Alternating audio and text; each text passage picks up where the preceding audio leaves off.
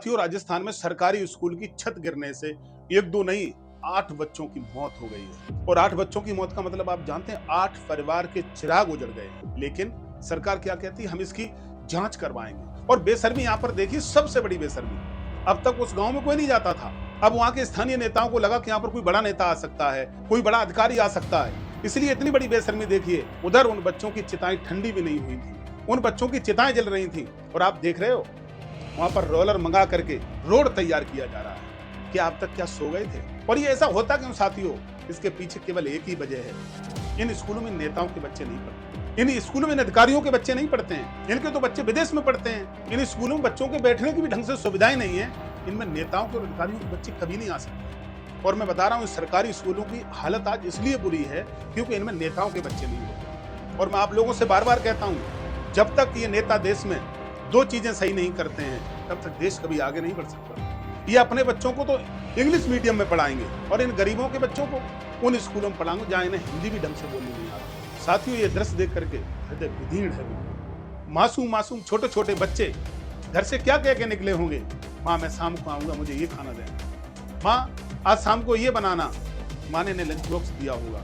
लेकिन उन परिवारों पर क्या गुजर रही होगी। इस आप देख रहे हो, इस भीड़ भाड़ में सब अपने अपने बच्चों को खोजने के लिए लगे हुए हैं, सबके चिराग इसमें दबे हुए हैं, तमाम बच्चे घायल हो गए हैं। लेकिन ऐसा भी बताते हैं, जिस समय ये स्कूल गिरने से कुछ क्षण पहले, इसकी छत से पहले कुछ प्लास्टर के टुकड़े वगैरह गिरे, तब उन बच्चों ने, कुछ बच्चों ने जाके टीचर जो बाहर बैठे हुए थे उनसे बोले सर जी अंदर जाके कंकड़ पत्थर ऊपर से गिर रहे हैं। लेकिन टीचरों ने धमका करके बच्चों को फिर अंदर बिठा दिया। अगर उसी समय इन बच्चों की बात को सुना जाता तो शायद हो सकता है ये बच्चे बच जाते हैं। और जिस तरीके से ये परिवार उजड़ गए हैं, वो परिवार आज उजड़ने से बच जाते हैं। अब क्या ये करेंगे? मुआवजा देंगे।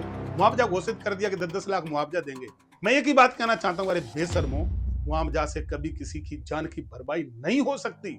और एक दो नहीं, तमाम स्कूल ऐसे जर्जर हालत में हैं जिनमें लेकिन पढ़ाई चल रही है, कोई सुनने वाला नहीं है। सुनने वाला इसलिए नहीं है क्योंकि इनमें किसी भी नेता का बच्चा नहीं पढ़ता है। और हॉस्पिटलों की ये हालत है, आप किसी भी हॉस्पिटल में जाइए, जो प्राथमिक हॉस्पिटल बने हुए हैं गांव-गांव, लेकिन उनका आपने हाल देखा है?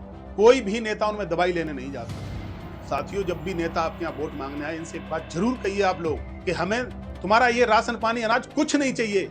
जो आप ये मुझे 50 ग्राम अनाज डेली देते हो, 50-60 ग्राम, ये नहीं चाहिए। मुझे केवल 2 चीज दे दो, एक तो समान शिक्षा और समान स्वास्थ्य, जिसमें एक नेता का भी बच्चा पढ़े और एक गरीब का भी बच्चा पढ़े। अगर ऐसा हो गया तो आपको आगे बढ़ने से कोई रोक नहीं सकता। लेकिन ये लोग कहते हैं कि डिजिटल इंडिया। साथियों, ये डिजिटल इंडिया केवल इन बड़े लोगों के लिए है, गरीबों के लिए डिजिटल इंडिया है कहाँ? तमाम ये ऐसे स्कूल हैं, क्या इन स्कूलों में कंप्यूटर थे? नहीं थे।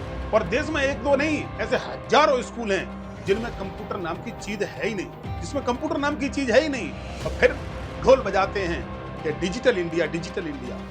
डिजिटल इंडिया केवल गिने चुने लोगों के लिए है, लेकिन गरीबों के लिए नहीं। जब ये बच्चे बड़े हो जाएंगे, 10वीं में 8वीं में पहुंच जाएंगे, तब ये बेचारे डिजिटल इंडिया में जाएंगे। तो फिर आगे जाके क्या?